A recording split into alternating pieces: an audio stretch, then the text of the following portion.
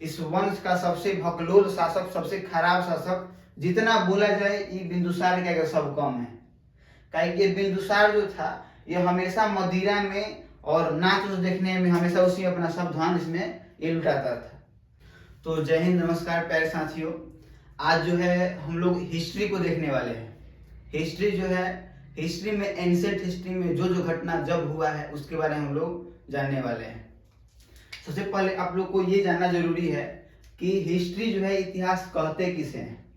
तो हिस्ट्री जो है अतीत के अध्ययन को इतिहास कहते हैं। अतीत का अध्ययन मतलब जो चीज बीत चुका है उसके अध्ययन को हम लोग इतिहास कहते हैं। और जो है इतिहास के फादर जो है, पिता जो बोला जाता है जनक, वो बोला जाता है हेरोडोटस को बोला जाता है। हिस्ट्री जो है, हिस्ट्री का 3 भाग है। एक है प्राक ऐतिहासिक,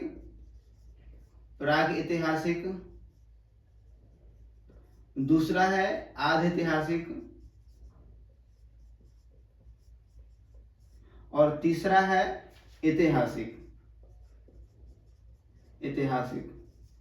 ऐतिहासिक जो है प्राक ऐतिहासिक, इस समय जो था, इसमें मानव जो थे वो आदि मानव थे। और बात करते हैं आधे ऐतिहासिक के बारे में। तो आधे ऐतिहासिक जो था, इसी समय सिंधु घाटी सभ्यता हुआ था। इसी समय सिंधु घाटी सभ्यता हुआ था, इसे हड़प्पा सभ्यता भी कहा जाता है। और ऐतिहासिक जो है, इसी के अंदर हम लोग को पढ़ना है एंशिएंट हिस्ट्री, मिडिल हिस्ट्री और मॉडर्न हिस्ट्री। अब जानते हैं ये जो समय था, इस समय कुछ नहीं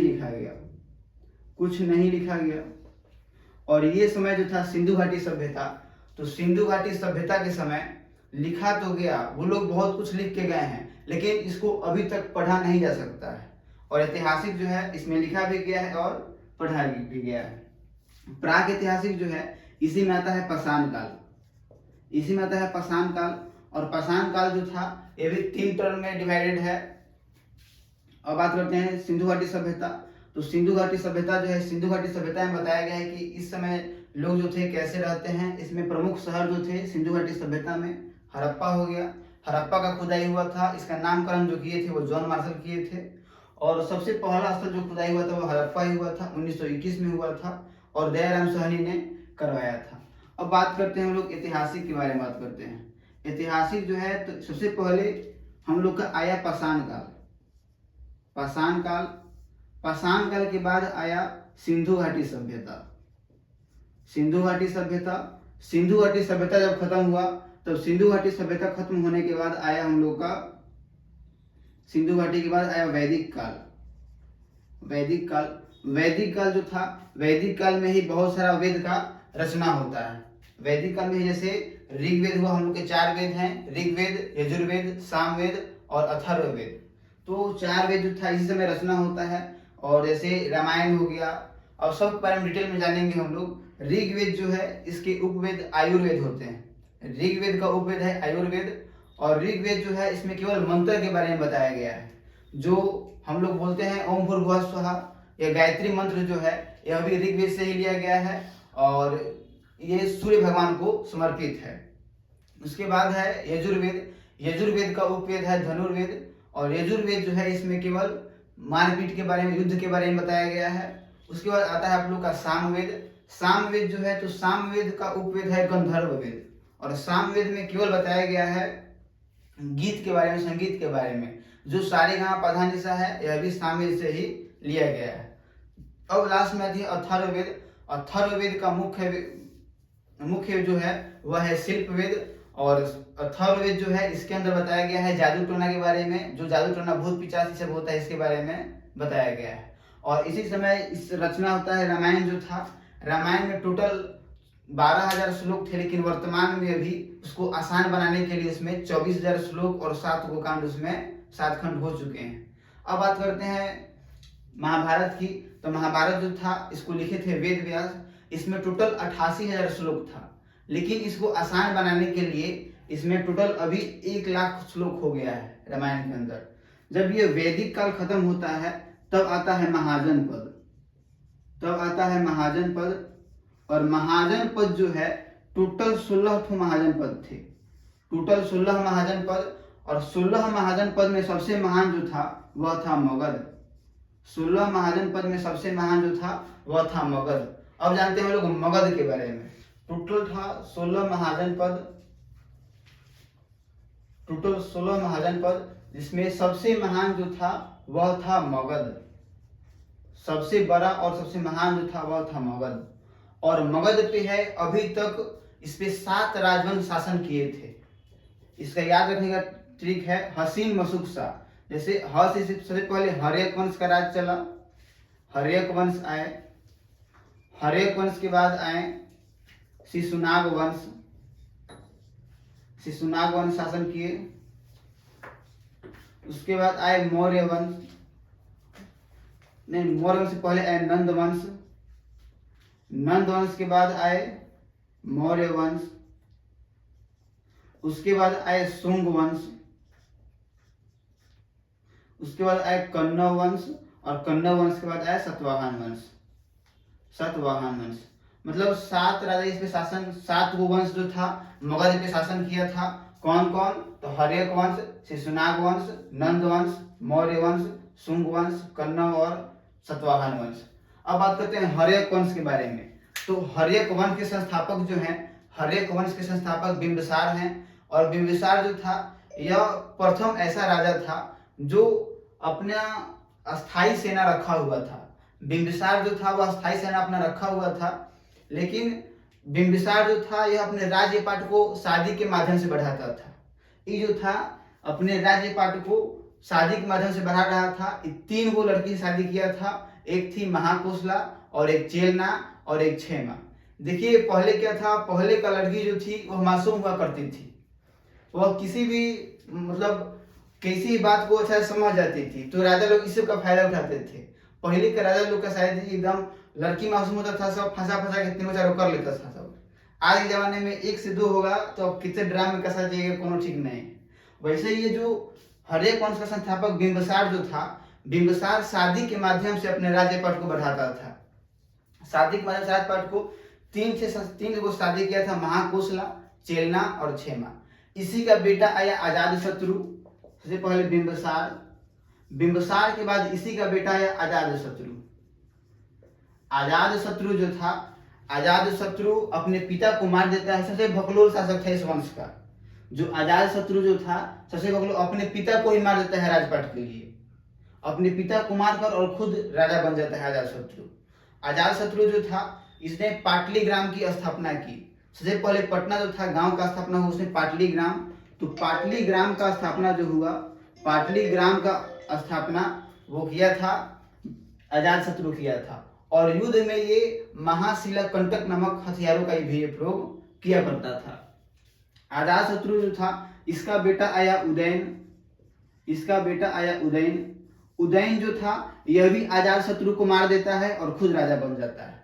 मतलब इस वंश में क्या था, इस वंश में जितने भी राजा थे अपने पिता को मार मार कर राजा बने थे। इसलिए इस वंश को, हर्यक वंश को पितृहंता वंश भी कहा जाता है। उदयन जो था, उदयन आया तो ये पाटलिपुत्र का स्थापना किया। उदयन पाटलिपुत्र का स्थापना किया और पाटलिपुत्र का स्थापना करके यह मगध जो था, मगध का राजधानी पाटलिपुत्र कर दिया। मगध का राजधानी पाटलिपुत्र कर दिया। इस वंश का सबसे अंतिम शासक यही था उदयन। इसके बाद आ जाता है शिशुनाग वंश। तो शिशुनाग वंश के संस्थापक जो थे वह थे शिशुनाग। शिशुनाग वंश के संस्थापक थे शिशुनाग। और शिशुनाग जो थे यह मगध की राजधानी को चेंज कर दिए। उदयन जो था यह मगध की राजधानी को पाटलिपुत्र रखा था, लेकिन शिशुनाग क्या किया, यह राजधानी को पाटलिपुत्र से ये कर दिया वैशाली। वैशाली राजधानी को पाटलिपुत्र से वैशाली ला दिया था। अब देखिए शिशुनाग के बाद इसमें आया दूसरा शासक कालाशोक। कालाशोक आया और कालाशोक जो था इस वंश का सबसे बढ़िया शासक था, सबसे योग्य शासक था। और इसने राजधानी को पुनः वहीं ला दिया, वैशाली से हटाकर फिर पाटलिपुत्र कर दिया। वैशाली से हटाकर पाटलिपुत्र कर देता है।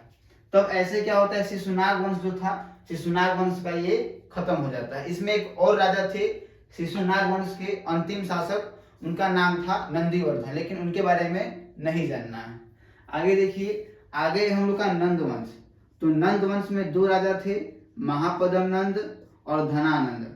महापद्म नंद जो था ये सबसे योग्य शासक था नंद वंश का, और ये क्या कलिंग को जीत लिया था, कलिंग पे आक्रमण करके कलिंग को ये जीत लिया था। और जो धनानंद जो था सबसे खराब शासक था, इस वंश का सबसे खराब शासक था धनानंद। जो चंद्रगुप्त मौर्य जो आया था वो धनानंद के समय यहाँ पे आया था, हमेशा यह मदिरा में लीन रहा करता था। अब बात करते हैं मौर्य वंश। मौर्य वंश में आया चंद्रगुप्त मौर्य, और चंद्रगुप्त मौर्य इसको मारकर धनानंद को अपना एक नया वंश का स्थापना कर दिया, मौर्य वंश।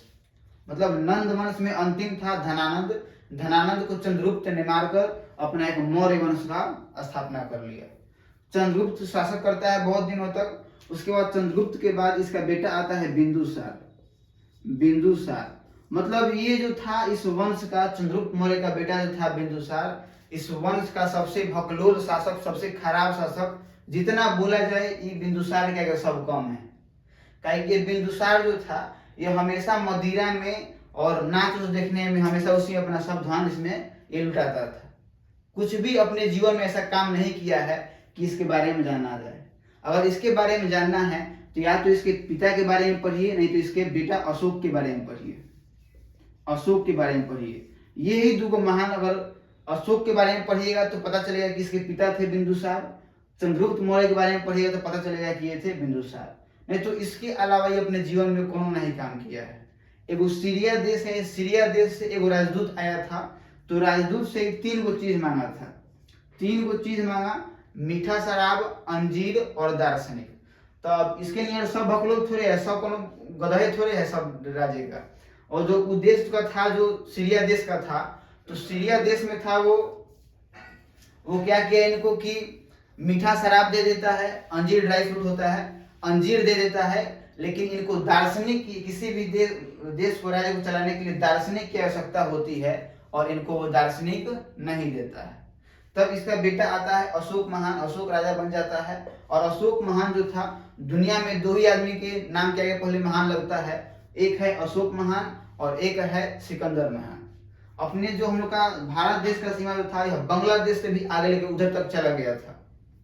इसके बाद आता है हम लोग का शुंग वंश। शुंग वंश जो है इसके संस्थापक है पुष्यमित्र शुंग। पुष्यमित्र शुंग जाति से ब्राह्मण थे, सबसे योग्य शासक थे, लेकिन नहीं होता नहीं है कि जिस घर में जितना ही फैसिलिटी होता है उस घर का बच्चा उतना ही बिगड़ जाता है।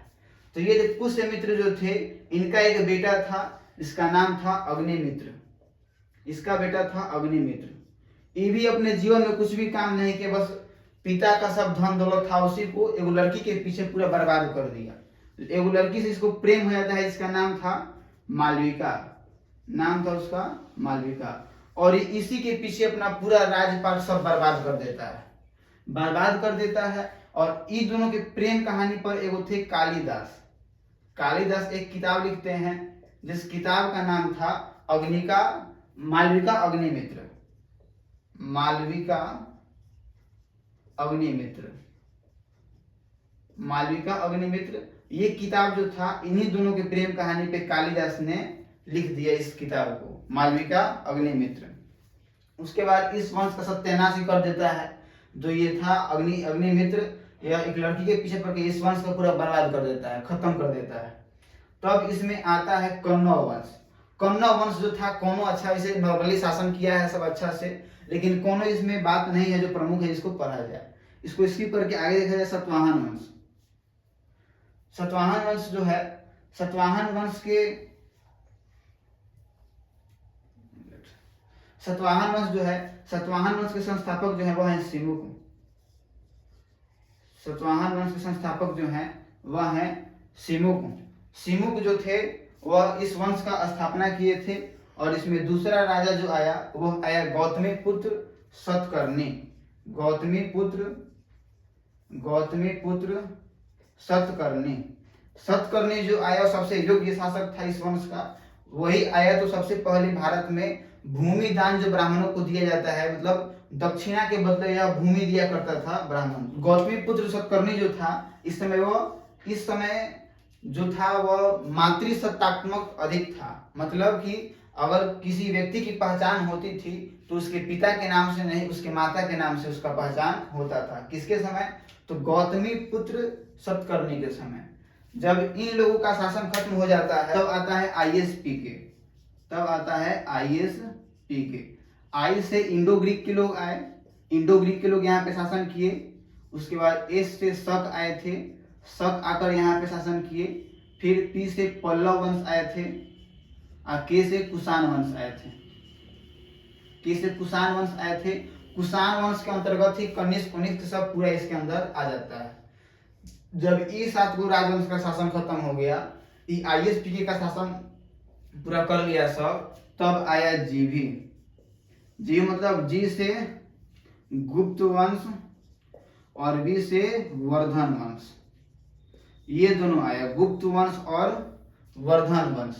गुप्त वंश जो था इसके संस्थापक थे श्रीगुप्त, लेकिन इसमें संस्थापक जो है कभी कभी ये भी दिया रहता है कि गुप्त वंश संस्थापक जो है चंद्रगुप्त प्रथम है।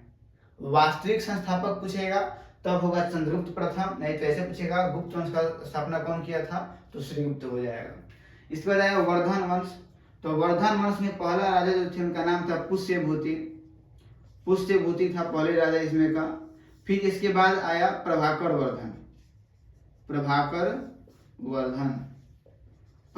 वर्धन जो थे इनके 3 गो बेटा बेटी थे। प्रभाकर वर्धन के 3 गो बेटा बेटी, हर्षवर्धन,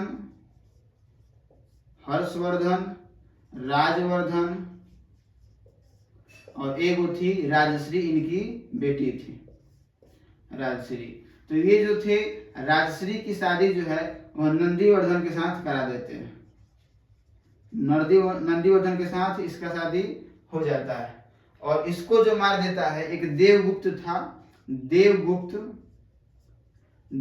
मार देता है नंदीवर्धन को। देवगुप्त जो था वो मार देता है नंदीवर्धन को। तो राजवर्धन बोला तुम हमारे जीजा को मार दिए हो और हम तुमको नहीं छोड़ेंगे। तो राजवर्धन क्या करता है? राजवर्धन मार देता है देवगुप्त को। राजवर्धन किसको मार देता है? देवगुप्त को। अब देवगुप्त का एक दोस्त था शशांक। देवगुप्त का शशांक दोस्त था, वह बोला कि तुम हमारे मित्र को मार दिए हो, दोस्त को मार दिए हो, हम तुमको नहीं छोड़ेंगे। तो ये शशांक जो था फिर किसको मार देता है? राजवर्धन को मार देता है। राजवर्धन खत्म हो जाता है। तब आता है हर्षवर्धन, बोलता है तुम हमारे भाई को मार दिया है, अब हम तुमको नहीं छोड़ेंगे। ये हर्षवर्धन जो था वो मार देता है शशांक को खत्म कर देता है। मतलब इसमें देखिएगा मारपीट इस वंश में जो था मारपीट ही ज्यादा कर दिया है, बहुत ज्यादा मारपीट कर दिया है सब इसमें। कैसे? सबसे पहले नंदीवर्धन को मार देता है देवगुप्त। तो राजवर्धन बोलता है तुम हमारे जीजा को मार दिए हो, तो राजवर्धन मार देता है देवगुप्त को। तो देवगुप्त का दोस्त था शशांक, वो बोला कि तुम हमारे दोस्त को मार दिए हो, तो शशांक मार देता है राजवर्धन को। अब हर्षवर्धन बोलता है तुम हमारे भाई को मार दिए हो, तो हर्षवर्धन जो था ये मार देता है शशांक को। इसमें जो था राजवर्धन मर गया, इधर नंदीवर्धन पूरा सब खत्म हो गया। तब 2 बचा, राजश्री बची और हर्षवर्धन। ये सब जब मारपीट हो गया तो मारपीट के समय राजश्री जो थी कहीं भाग गई थी डर के। तो अपने सेना से हर्षवर्धन जो था इनको खुजवाया राजश्री को, और खुजवा कर पुनः इनको गद्दी पे बैठा दिया।